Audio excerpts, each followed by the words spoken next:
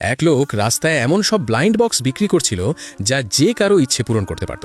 হঠাৎ তার নজর পড়ল একটি মেয়ের দিকে। সে বুঝতে পারল যে এই মেয়েটি সারা জীবন কেবল ভালো কাজই করে এসেছে। এর মানে হলো সে একটি ব্লাইন্ড বক্স কেনার যোগ্য।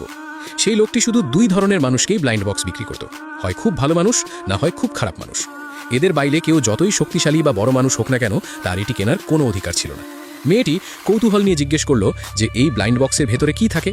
লোকটি উত্তর দিল, তুমি যা চাইবে তাই। মেয়েটির বাবার মনে হলো লোকটি মিথ্যে বলছে, কিন্তু মেয়েটি জিদ ধরল এবং একটি বক্স কিনতে চাইল। লোকটি বলল যে টাকা দেওয়ার আগেই ইচ্ছে চাইতে হবে। মেয়েটি তার দাদার সুস্থ হয়ে ওঠার ইচ্ছে জানালো। যেই মাত্র মেয়েটি টাকা দিল, লোকটির ভেতর প্রবল শক্তির সঞ্চার হলো। এটি ছিল তার বিক্রি করা 2994তম ব্লাইন্ড বক্স। যদি সে 3000 বক্স বিক্রি করতে পারে, তবে সে ঈশ্বর হয়ে যেতে পারবে।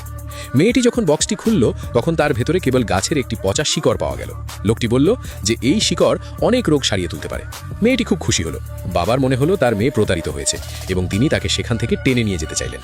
কিন্তু মেয়েটি আদরের সুরে বলল তাকে আরও একটি বক্স কিনতে দিতে। লোকটি জানালো যে দ্বিতীয় বক্সটির দাম হবে $2,00,000। বাবার নিজের উপরই রাগ হলো, কিন্তু মেয়ের জিদ দেখে তিনি টাকা দিয়ে দিলেন। লোকটির শক্তি আরও বেড়ে গেল। এবার মেয়েটি ইচ্ছে জানালো যেন সে অনেক শক্তিশালী হয়ে ওঠে।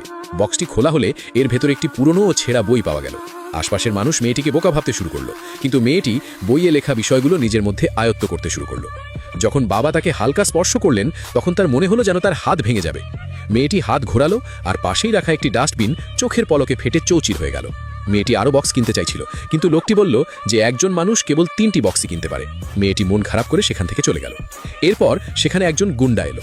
সেও একটি ব্লাইন্ড বক্স কিনল এবং ইচ্ছে জানালো যেন সে অঢেল ধন সম্পদ পায়। কিন্তু বক্সটি খোলার সাথে সাথেই সেখান থেকে কালো ধোঁয়া বেরিয়ে এলো এবং তাকে এর জন্য বড় ধরনের মূল্য চোকাতে হবে।